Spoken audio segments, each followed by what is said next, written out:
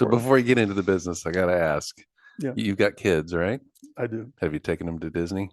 I have. And what was that like being a kid growing up in Brazil and just dreaming about that and then actually taking your kids to Disney? It's fascinating.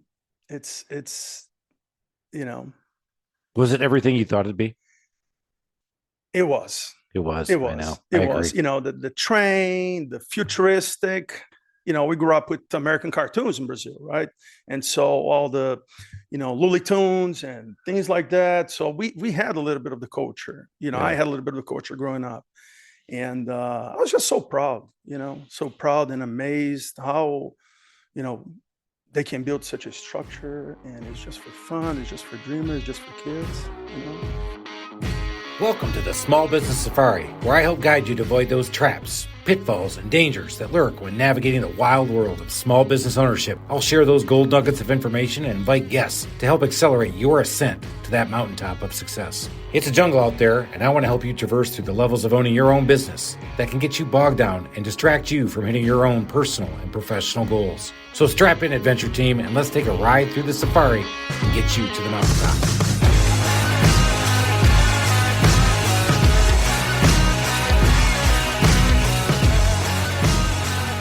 Born in the USA. Alan, what the hell am I doing? You are such an ass. I am. I'll tell you what. I thought you were going to say buongiorno. How about my only other word I do in Portuguese? I actually screwed that up, as I found out earlier. Yeah, you did. We got a great guest today because I will tell you what's going on right now is in the world here, and especially in the US, it's all about protectionism and the borders. And we're all, and if you listen to the media, you get all angsty and you're like, oh, right. Yeah, we don't want other people coming to our country. And you know what? Back that truck up, brother. I mean, wait a minute. You guys don't get caught up in all this media bullshit. You know what? Because I've said this over and over again. You guys have heard me say this. Who has built all the homes since the U.S. has been started? We are all from another country. We're all from another country, my brothers and my sisters. We all are. And I would tell you, this is why I think today's guest is incredible for me, because I got to meet Fernando. And when you listen to his story, he is the immigration success story in today's world. And I just sat there and went, this is the story we should be talking about. Yeah, we want people in our country. We need people in our country, because guess who was building all these homes, man? They're immigrants. I mean, all of us building homes. I mean, the Italians, when we came over, we were building homes. Why do you think I got into the building business? I thought you were in the import-export business. Well, doing that's olive oil.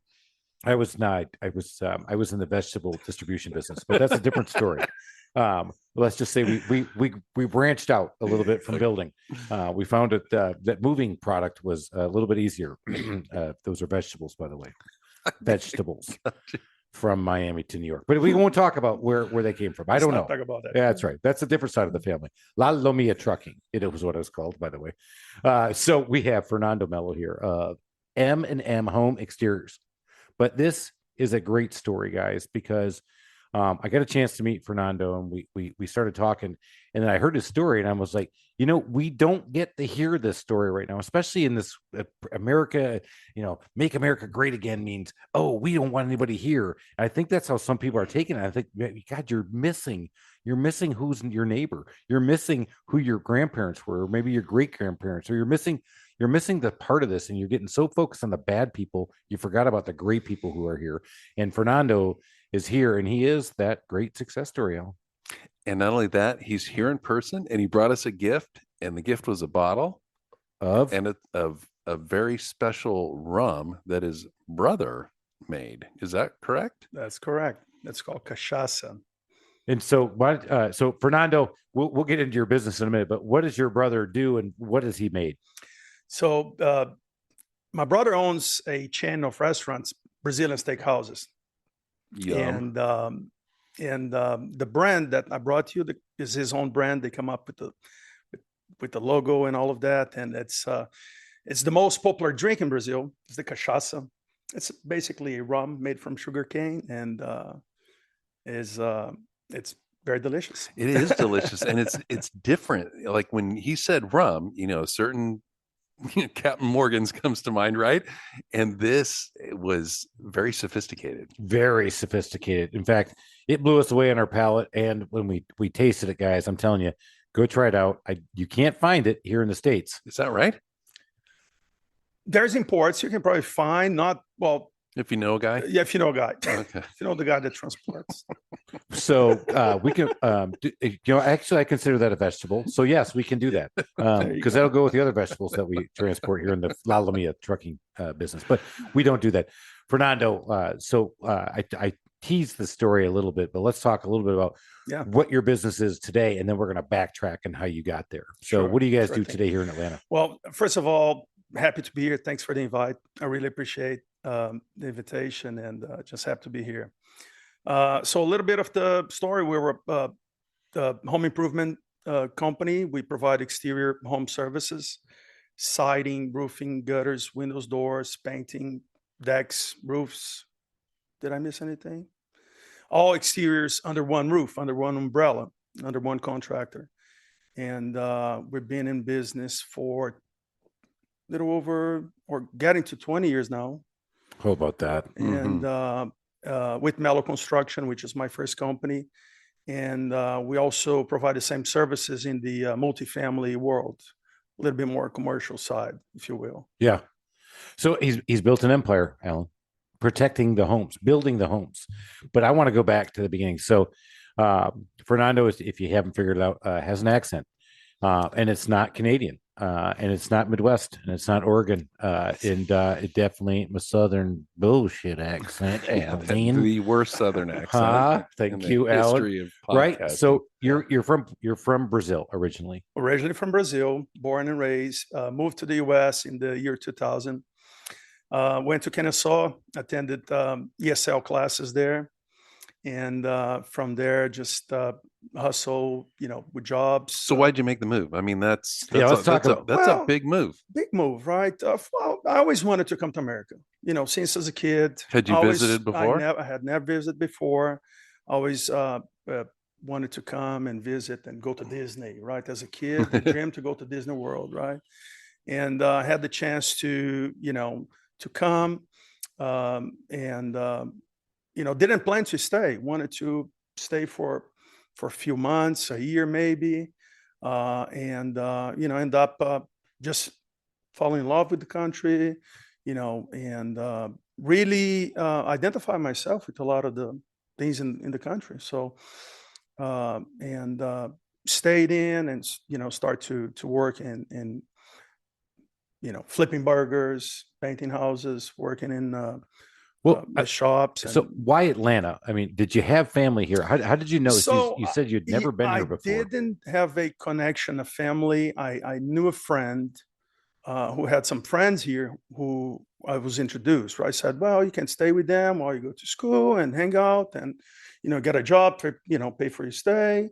And so I didn't know these people. So I slept on their couch for a few months, and as a roommate, sleeping on the couch, and it didn't really fit. So I had to move on, get an apartment, and start working side jobs and to pay for. So before you get into the business, I got to ask. Yeah. You've got kids, right? I do. Have you taken them to Disney? I have. And what was that like, being a kid growing up in Brazil and just dreaming about that, and then actually taking your kids to Disney? It's fascinating.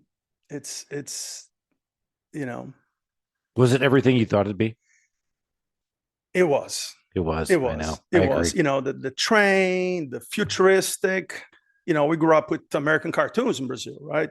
And so all the, Looney Tunes and things like that. So we had a little bit of the culture. I had a little bit of the culture growing up. And I was just so proud, so proud and amazed how, they can build such a structure, and it's just for fun. It's just for dreamers, just for kids, Yeah, I think the Disney thing, and I don't know if we talked about that, but it's so I didn't know that would tie it into that.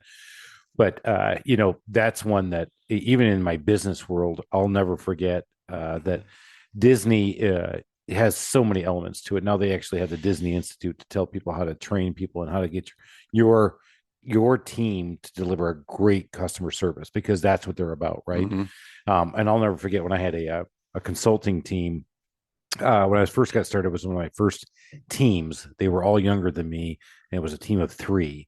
And I said, one of the things we'll do for team building is every Monday when we get together is that you have to present something that will help the rest of the team build their business acumen. And so one of the ladies had been an intern at Disney, and she came back, and all of us got Dream, Believe, Do, the book from Disney. All of them get that when they went to intern at the time. This is back in the 90s. And she took us through the program about how she was trained on how to dream, believe, and do, delivering customer service in the most excellent Disney way. And I would tell you from there on out, I was like, wow, I can't wait to go back now. Now that I'm older and I've taken my kids there, I'm like, yeah, I'm good with that. I mean, I love Disney. I love everything it's about when it comes to the park and the experience. It's just all those people that are there. If they were not there, I'd be so much happier. It's all the other it's all the other guests coming. Yeah. I'm not really excited about. You just need to rent out Disney. I need to. I mean, you know if what? You think Honestly, you're a big baller. You're not a big baller until you can rent out Disney. All right, I got a new goal. I'm going to be renting out Disney. And you're right about that. You know, the experience that we had with my kid, and we're getting a piece of cake and a couple pastries, and just the way that they treat and went back and went around and treat my kid like special. You know, that's that customer service, that care. It's key. You know, the experience, what they call, right, at Disney. The experience is it's what makes Disney different. So you got to experience it, and I think that is amazing. You know, I did the cruise too with the kids. I'll never forget that. And I loved it so much that I said later on, I was like, we're going to do that. And then I looked at the price, and I went, no, we'll go on 2 Royal Caribbean cruises, and I'll buy a Mickey Mouse, but we're not going back. But it was so cool. I just, again, you know, we're not getting into politics and all the other stuff that's going on there. When you go there with a family, they do it right. And if you ever go into another park, and not putting them down, it's just not the same. It isn't. Now, these guys have it down, but it's all about, you know, and it comes back even to the engineering, right? They call them Imagineers, right? So I know engineers who have gone down there to work, and they won't leave for big bucks. They could left and gone to NASA, and they're like, they stayed because they just love the environment they worked in so much. I mean, if you think about it just from a business perspective, how Disney can have such a strong culture that, I mean, how many thousands of employees must they have? And it's people who are taking out the trash, and people serving you food, and getting you on the rides, and then all the character actors and stuff, and they all have that same vibe. They do. And she talked about that, and I've had it reinforced. In fact, my general manager moved here from Orlando to take this position to work with me here at the Trusted Toolbox. And he had a Disney pass, and he has a Disney file, and he'll talk about the experience there is just second to none, and the way that they treat you and the way that they do serve. Because he picked up a lot of service habits that he translates into our own business, which you can tell Fernando has as well. And that's why we'll get into his business and why it's been so successful. It's just those little things make the big difference. We did digress a little bit, didn't we? No, but it all ties back into business. If yeah, you it does. Go check it out. Dream, Believe, Do. Again, it's not a political thing. And if you want to get on that bent, good for you. You blew it because you're missing what the underlying thing was, or what Walt Disney was trying to build and has built. And that is an incredible customer service and new world environment. You talked about the futurism. You're on a monorail. You're like, oh my gosh, I don't know. We actually do have it. We call it MARTA here in Atlanta. Yeah. And you're like, oh my God, these guys had this figured out then. But then you can also get off that and go on a Model T and drive. You'll see that thing driving around. And you're like, oh yeah, even today, right? You go to the monorail, and you're like, I mean, they thought of this 50 years ago. Mm-hmm. You know, it's amazing. Yeah. So I mean, I think that's amazing. All right, so we get back to it, but it all does tie back into business, and you can tell that's definitely how I did it. So yeah. You came here, you didn't know anybody, and we're gonna go back to it, right? You did it the right way. You got here, you said, I'm gonna learn English. You said ESL. That's English as a second language for those of you who don't know what that is. And that is going to learn English. And if you haven't figured it out already, he was probably top in his class, or he's pretty good at it. He did a really good job. He speaks a lot better of that than I can do Portuguese. Yeah, boom. We learned that all right. Yeah, we already figured that out. You're being kind. So you got into, were you the always radio, the TV, all, turn off everything, just English. So you immersed yourself in it. I did. Yeah, which is another great point. That's one of the ways my son was now fluent in Spanish, is that even at home when he was here, he would not watch TV in English. He would watch it in Spanish, and I'd have to have the captions up because I was trying to go with him too because I felt like I knew Spanish pretty well. Yeah, how'd that go? I loved the captions a lot, and it made him pause. So, all right, you immersed yourself. You did your thing. You kept going. Did you think this is my one shot? I'm going to keep doing it. I'm going to find a job. I'm going to move back home. What were you thinking? I thought to move back home. I didn't came with the first initial idea to come and stay. Right. I had a little girl at home. Just wanted to learn English, take a break, maybe earn some money, go back home. Right. So, but you make plans and God laughs at you and throws a different way on your path. Right. And so, and so I stayed and worked jobs, moved back to Brazil, couple years after that. And then moved back to the US and, 3 years couldn't readapt to Brazil. Always when I was there thinking of United States and missing, all the things here, it's funny because it's like when you're here, you're always thinking, I was idealizing back home. And when you're there, you're always thinking of United States, that's home. So you always like the other place. So you're here in the US, you're like, oh, I miss home. And then you're back in Brazil, you're like, oh, I miss the United States. So much. Really? That's tough. So much. Yeah. And I think that's the reason that I end up coming back. And, and I'm here today. So all right. So you got an exterior home business. You take care of all things on the exterior. Yeah. Is that where you were? Was that a passion? Was that a family business? Was that it was never a passion, even though I think I was always thought to be an engineer growing up, going to school. Was very good in math and but doing all those sorts of jobs and cleaning and flooring. And then one day this guy said, oh, we need some help here to hang out some siding.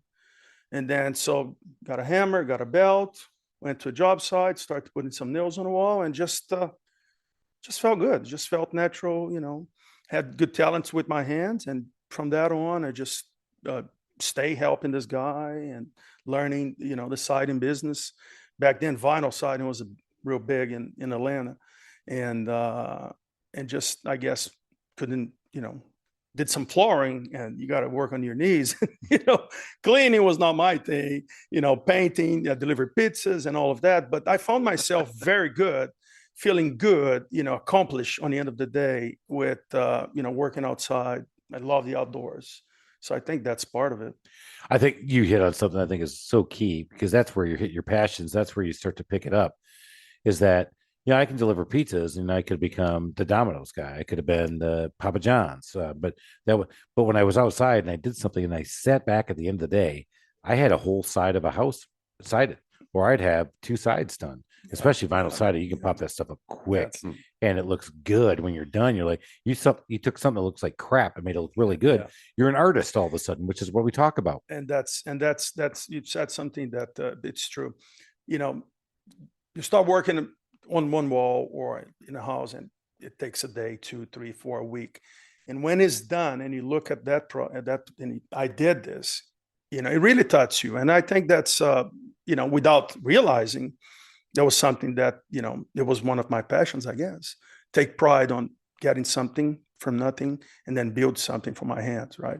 So I think that's probably one of the reasons that I stayed with the trade. Yeah, I think so. Now talking back and, revisiting that memory, So I'm glad Fernando could come here to Chris's consulting shop.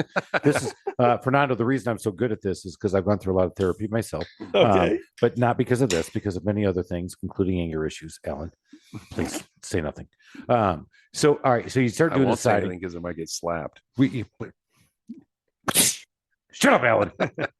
Sorry, guys. I had to put that on mute. Cindy, take that out. I did not hit Alan. He has a little red streak across his face now, but that's because of the lighting. It's lighting. It's okay. I do it for love, Alan. I do it all for love. I know. This hurt me more than it hurt you. Have you ever used that line? I'm not going to say anything. All right, we're going to keep going. All right, back to Fernando, shall we? Let's. All right, Fernando. So you're doing the siding. do you say, oh my gosh, I can make a business out of this? Or were you thinking, nah, I'm just really proud of what I'm doing? At the time, I guess, getting paid by the day and felt good. And it was good money at the time. And I just had to make it, right? Just had to make it. There was no other choice. And I just, jumped on it and didn't think about anything else. Just that one particular, yeah. But there had to be a moment where you're like, you know what? Instead of working for this guy, I can do this on my own. Tell us about that. True. Yeah. Well, it came later, came years after that, because, as we did jobs, and as, clients or builders liked our service and made compliments to us, I guess that felt good too, right? You're being recognized, you take pride in what you do. So, and then as we start growing, I said, well, this might be it. So yeah, you're right. At some point during that beginning, I thought that this could be something. Was there a person that pushed you there? Was there a person who planted that seed in your head? Was there a mentor?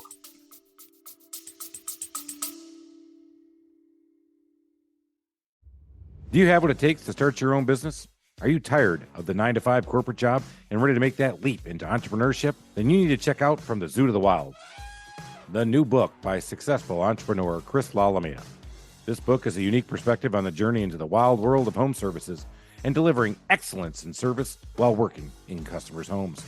Lalamia shares his path to success in this industry, including proven customer relationship strategies, award-winning customer experience processes, and a unique approach to training a team of service technicians to perform at the highest levels. Whether you're a small business trying to scale or a franchise operation, From the Zoo to the Wild will give you the mindset, habits, leadership style, and customer-oriented processes to succeed as a small business owner in the home services space. So if you're ready to take control of your future, get your copy of From the Zoo to the Wild today, available on Amazon.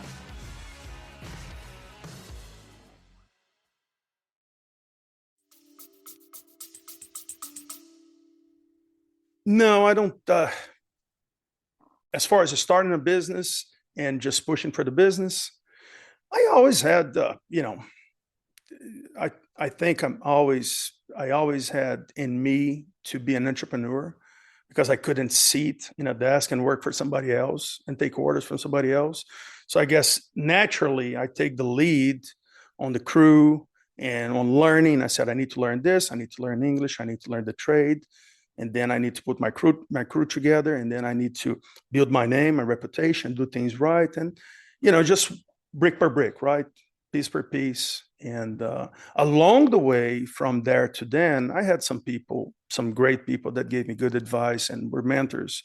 And I probably would not be here if we're not for their advices, and then so that was key, but not at that initial moment, right? I think we've had over 3.5 years, Alan, we've had a lot of entrepreneurs on and entrepreneurs and people who got into, and so some people got laid off and had to, and some people had a mentor that just said, hey, have you ever thought about going this way? And they went there and they were kind of accidental, if you will, or had to, or pushed into it. But you see, Fernando has a path that I haven't heard before, where I was kind of doing it, kind of good at it. You know what? I think I'm entrepreneurial, and he's being very humble about his skills and what he's doing. But he's like, no, I can figure this out. I got this, man. We're gonna go do it. I mean, that's pretty crazy. Did you come from an entrepreneurial family, though? I have. My dad, my uncles, they all had business growing up. So I guess that's part of it too. Was that in the trades as well? No, not in the trades. I had no one in the trades in my family. Restaurant business, a lot of restaurant business. That's the hardest business, isn't it? Yeah, and I had part of my family that were, teachers and attorneys and things. What do you think is harder, running a restaurant or running your business? Oh Lordy, running a restaurant's harder. Yeah. And my brother's doing it. So, right. I doing don't really know well. I can do it. Wow. He's doing well. Yeah. I think for me, looking back today, I was lucky to had found this little path and learn and liked the path and saw that was a future, because, as my brother, he started working in restaurants. He started to work for Fogo de Chão, worked for 12, 13 years and learned all the ins and outs, and he's successful. But the restaurant business is very demanding of your time, your family time, right? Your 7 to 4 job, your construction business, Monday to Friday, Monday to Saturday. Then you have time for your family in the evenings or on the weekends, right? On the restaurant, on the holidays where everybody's enjoying their families, you're working, or you're working at nighttime. The money is good, right? But there's that side that for me, I think it's the hardest part. And I've had so many people tell me how hard construction is, and amen, it is. And I've had a lot of people make fun of me and say, "Boy, it's garage door guy, window guy. That's all they do." Go look at me and go, "Wow, your business is so hard. I'm glad I'm not you." I'm like, "I'm glad you're not me either, and I wish I wasn't me." But then again, I look at restaurants and go, "Never, ever, never, ever, never." And I've had 2 opportunities to start restaurants with buddies, and I really held And to yet it. we all want to. Why? What is our problem? I'm not going to lie. Yeah. I actually had it, man. I was going to do Mama Lala Mia's. I mean, I love cooking. I love doing it. But no, it doesn't ring. It's got a ring to it. Yeah, right. And I was like, I had some great recipes that I felt like my family's Italian sauce and some of the breads that we made were even better. So we all think that, but you know what? It's still a joy for me. And I think if I did a restaurant, and then of course eventually it would have sucked the life out of me and probably would have not done well. And then I would have not liked cooking anymore. Yeah. Well, restaurant business is fun, right? You get to meet a lot of people. You get to do. I mean, I love to cook, and you get to serve people. You get to meet people, and it's fun. But that's that other part that's very demanding, right? Construction's hard too. I mean, man. I think every business in its sense has, some way or another that they're hard on some way or another. But if you find a niche, you find a way, and you have to be built. Not everybody's built to be a doctor, right? Not everybody's built to be a cook. Not everybody's built to be up on the sun, 8, 10, 12 hours a day, right? But I learned something interesting that you learn to love. You don't choose something that you love. You love what you do, and then you love the fruits of that. Yeah. No, I think you're right. You get to see so many beautiful things, like your teams when they're out there and they're done. It's what I tell my guys all the time. When you're working in corporate America and you're working behind a desk or you're working in a computer, you don't get to see tangibly what you've done. It's all knowledge worker stuff. We've talked about another podcast, but in construction, you get to see that wall that's been built. You get to see that beautiful bathroom that somebody's going to enjoy and love. And you go, you know what? I made that happen. You get to see drywall that was completely wrecked and now it's perfect. In your case, you get to see siding, a house that's completely racked with bad wood rot and now it looks beautiful. Big sense of fulfillment and pride, for sure. 100%. Yeah. So you started your business. Let's talk about the leap. You said, all right, I'm an LLC. I was a subcontractor, probably. You probably did the subcontractor. And now I'm an LLC. I'm going to do my own business. Here I go. You start. Yeah. Start a business, but register the business in 2005 and get insurance, get, all that good stuff and start to push in it. And, just start to make phone calls, subcontracting. So you did 2 things that I think are really important. We've talked about this, but we haven't really talked about it. You started as Melo's Exteriors because that was your name. And now you've morphed into M&M Home Exteriors. Why did you do that? And talk about that arc and why you got away from it. So my first business was Melo, right? And we subcontractor a lot for a lot of big names in town, a lot of big GCs, a lot of builders. And 2008 happened. It was pretty bad. We had 4 crews running, and so we ended up having to sell everything and just persisting, right? Persisting and end up be me, a helper, and my tools on a Ford Ranger, just doing all sorts of work after 2008. And then rebuild, when the economy started to turn back in 10, 11, 12. Things started to move back on. I already had a bunch of contacts, builders, contractor, GCs that we had a good relationship and started to call me back and build back on. And then so that commercial, bigger, larger job took off. But then I also had my clients on a residential, a portion of that was starting to have more demand on that. And then so what I did is I opened a new business. I partnered up with a friend. and Mark, M&M, Melo and Mark. That's how we started the business in 15. And let's say, and then we said, well, let's focus M&M only on the residential. Let's do same services on a residential. And then Melo, I kept that separate, but the more on a commercial and multifamily, field. And yeah, man, just that moment we kind of separate different teams, different different approach, right? One residential, you're leading with homeowners. The other one, more architects, new construction, and so a little bit two separate operations, if you will. So M&M took off, and so you had 1-2 crews. You had a partner. You still have your partners today? No, he ended up moving on, and I bought the business from him, and right before COVID. Right 2020. Yes. Yeah, he's a we're very good friends. He's a great guy. He has his window business. He had a window business, and his window business was taking off too. And he had small kids, and said, "Well, I'm going to focus on my business and my family."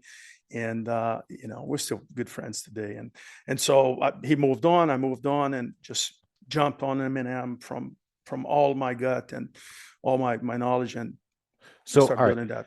So you've been at this for a while. Let's talk about the residential side and talk about the growth that you've had. And so how many crews do you have today? And you obviously started with one, but how many crews do you have today? And what's the operation look like today? Yeah. So, we have a lot of moving parts, right? So 2020, we had that COVID, obviously, world different today, and totally then after, shut down. Yes. And the big demand after that, right? Big demand, more special for outdoor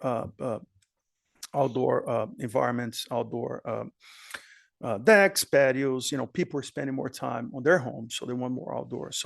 So we grew a lot our business on that, and we brought people in that are more oriented for the residential part, project managers and all of that, and the whole team that we have is people that are veterans that been in the industry on those sections, right?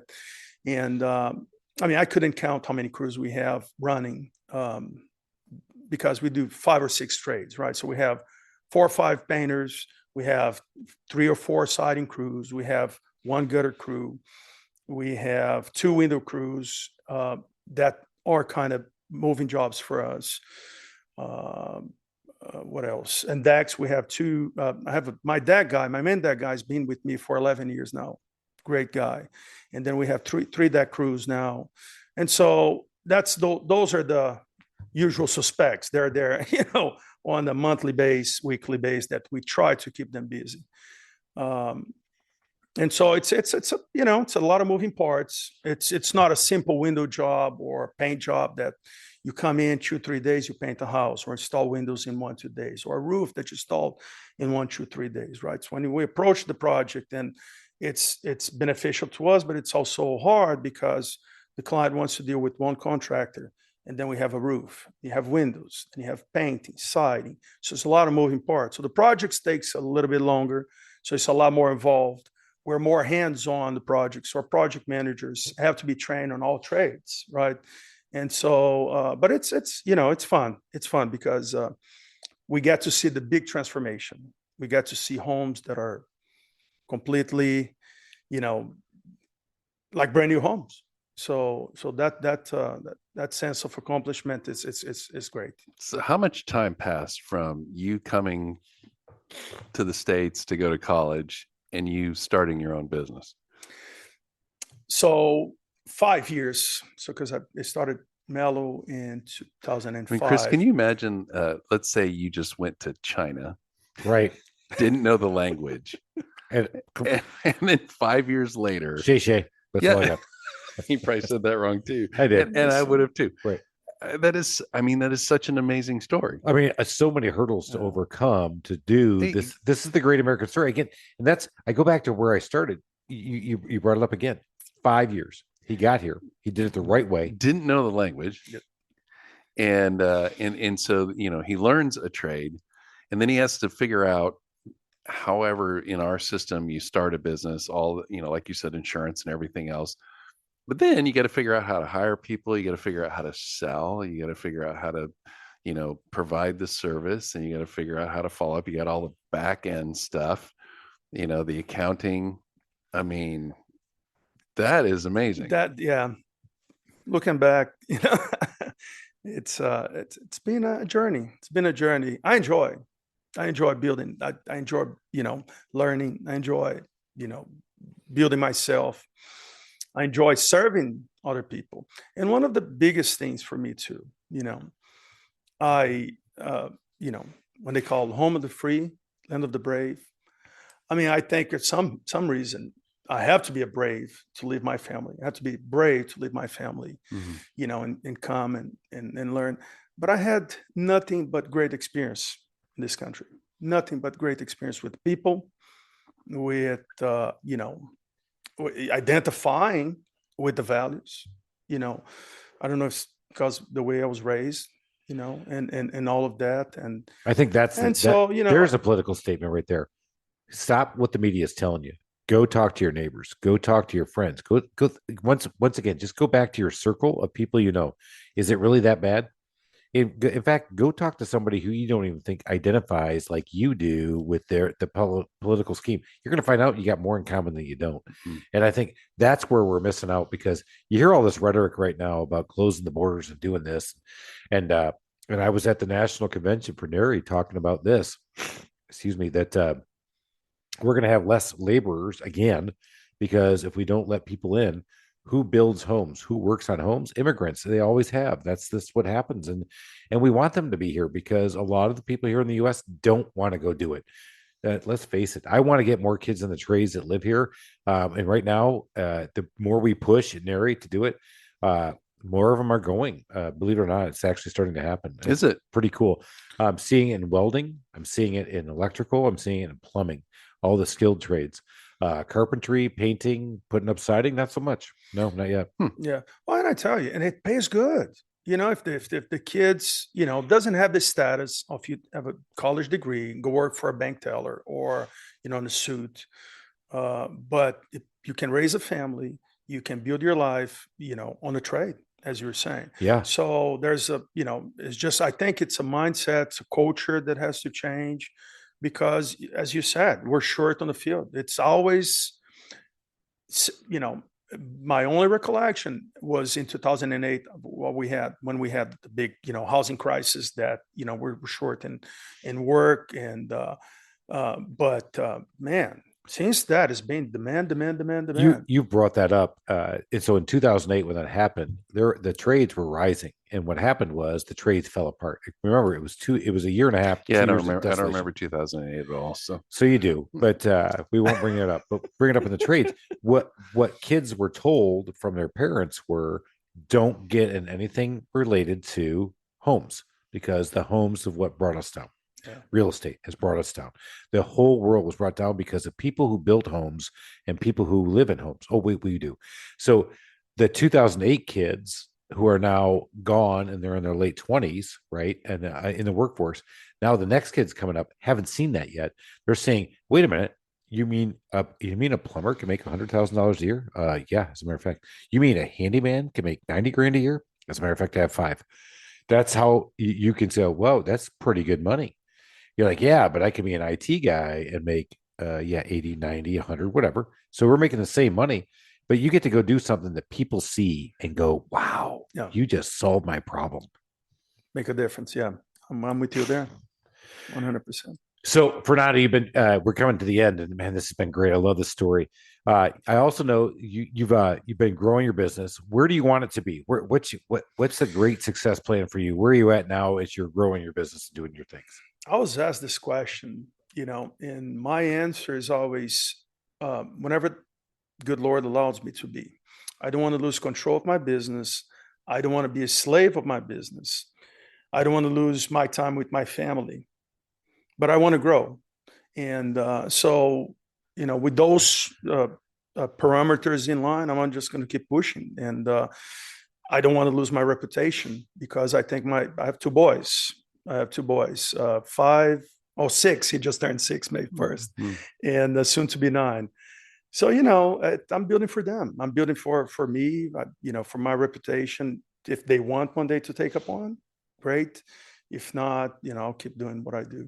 I really enjoyed, see people successful in, that started to work for us and grow, and I really enjoy see the homeowners sometimes when they see the result and the reviews and what they say to the crews or to our manager about the crews. That truly gives you joy as a business owner, doesn't it? It does. Yeah, me too. It When does. you get that great review, Yeah.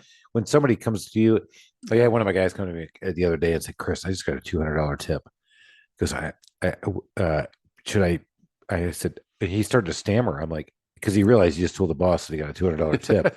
I'm like, "Where's my cut, bro?" You're right. But no, I said, absolutely, man. I slapped him on the back. I'm like, isn't that awesome? I said, I love that because I saw that review. That was amazing. Keep doing it. Yeah. So that gives me the most joy as a business owner is to watch my team perform in the hopefully in the environment that I presented them in, to go out there and make that artistry happen. So amen to you doing that. I think that's hard to do because you said some things early on. Let's see. I've sold myself. I sold my soul. I was like, no. Oh, wait, I did not do it like Fernando, but here I am anyway. Alan, what should we do next? Should we go for questions? Let's do it. Yeah. All right. But before we do that, Fernando, everybody needs to know how to go out and see you guys. You guys are on social, you're on the website. Go out there and hit that out there because you got to go check out what M&M Home Exteriors is doing. Yeah. So we're all social media, Facebook, Instagram, TikTok, YouTube, at sidinatlanta.com. And the company name is M&M Home Exteriors. We just Google it. You can find us. Nice. All right, let's do it. Fernando, hopefully you've been studied up on this because boy. we know you have. Here we go. What is a book you'd recommend to all of our audience? So I thought a lot about that because I'm not a big reader, but recently with my kids growing up, we got a lot of little kids' Bibles. And I read the Bible stories to them. My kids go to a Christian school as you did. And so I think Bible for me is number one. It's my to-go, book for guidance and for everything. And heavy. I like it. And there's actually a lot of good business principles. There are. You know what? In fact, I probably would have more fun reading the kids' Bible. Frankly, they have pictures for you because they have pictures. You can read it, and they dumb it down for this kid. They simplify, and we absorb the message. And you're at 8 p.m. long day of work, and then you're reading that little story, and your kid asks you a question, and then it hits you.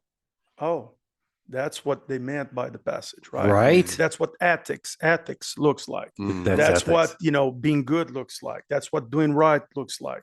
So it's been great for me. I love that one. That's a great one. All right, number 2. What's the favorite feature of your home? We spend a lot of time on our backyard. Surprise. My backyard, exactly. Love to grill. Love to grill steaks.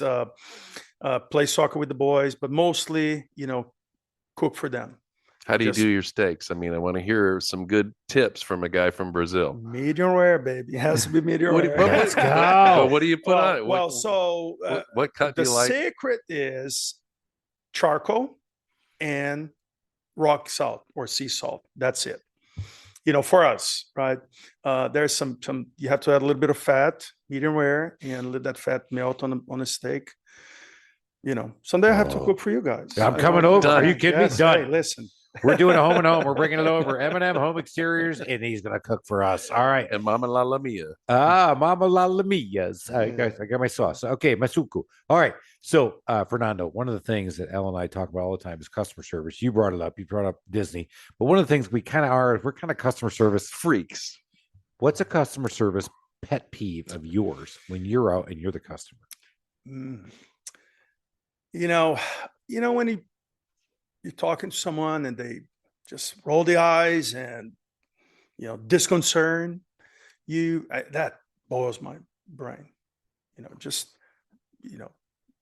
Disconcerting of your if I don't understand what's going on, explain to me, right? So communication's based on that because a lot it's just communication, right? We were in Panama City the other day and we had some issues with our hotel and we talked to this front desk, associate, and he was not helpful, let's say this way, disregarding to us, right?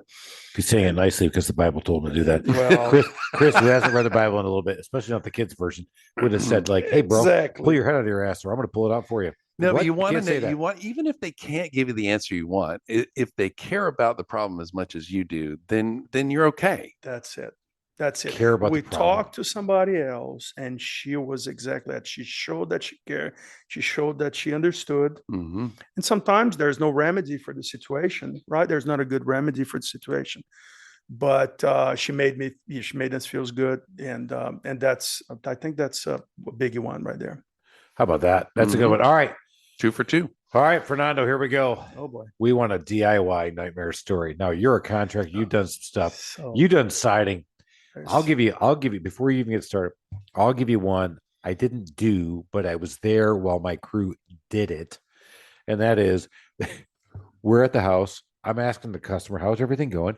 Great. He goes, I do have a project I want to do inside the house. I'm like, great, let's go in there and look. He goes, yeah, I'd like to re-facade my my hearth. I want the stone away and I want to do a marble. I'm like, great. Right as he's saying that, we watch a nail come flying through the drywall because they're doing the siding right above there. And I'm like, yeah, not going to win this one, am I? Oh my God. There's so many, my friend. Oh my God. I was sitting right there. I'm like, yep. I can't remember if we won that job. I will tell you, we did everything right. We got it fixed because I went flying back out. I'm like, yeah, I think you missed it, bro. Yeah, that thing went flying right through.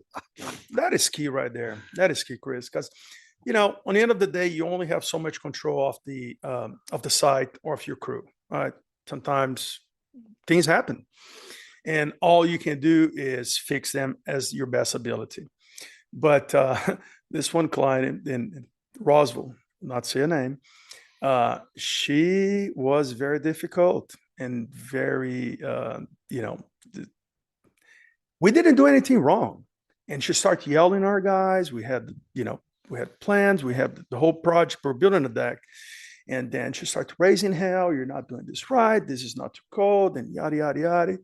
And then she ended up, kicking the crew out. Well, my crew said, we're not working on this job anymore.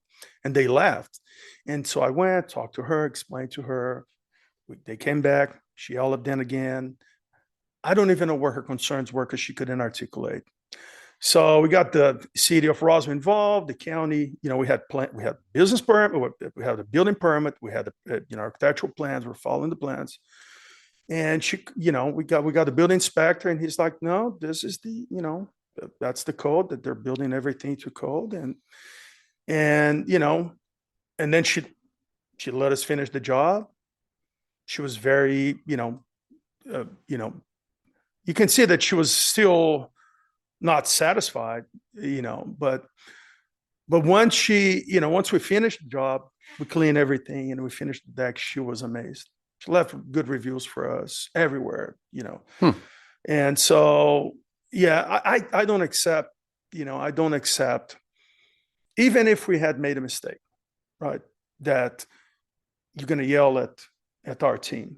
Because at the end of the day, I see that the success that I have or our company has is because of our group.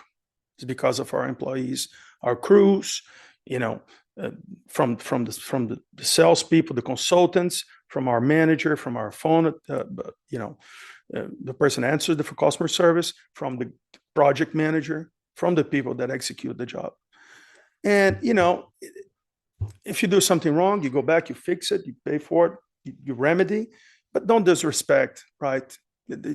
There's no right to disrespect our crew. And, that's, I guess that's the, there's many, like I said, but that's one that I was very mild to describe this client. I like what you just said. That's been awesome. You can tell you've been humble.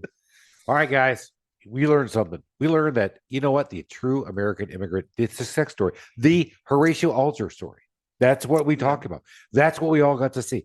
He saw Disney. He says, I'm just going to go do it. And he did it. He did it. And he's living by a code that is amazing. He's living by the Bible. He's teaching his young boys what it takes to be a real good person in this world, doing what we're doing, and takes joy in what he's doing each and every day. Take some lessons from this stuff. If you learn something, that's on you. Hey, by the way, don't be afraid to go out there and tell some people about us, because Alan and I don't like the whiny Chris. Don't be whiny, Chris. No. Hey, put your big boy britches on. Put your big boy britches on. Let's go ride up and saddle. We got to get going. Get out there. Tell everybody about us, because we're the freaking bomb, baby. We got to go. Cheers, everybody. Thank you for listening to this episode of the Small Business Safari. Remember, your positive attitude will help you achieve that higher altitude you're looking for in the wild world of small business ownership. And until next time, make it a great day.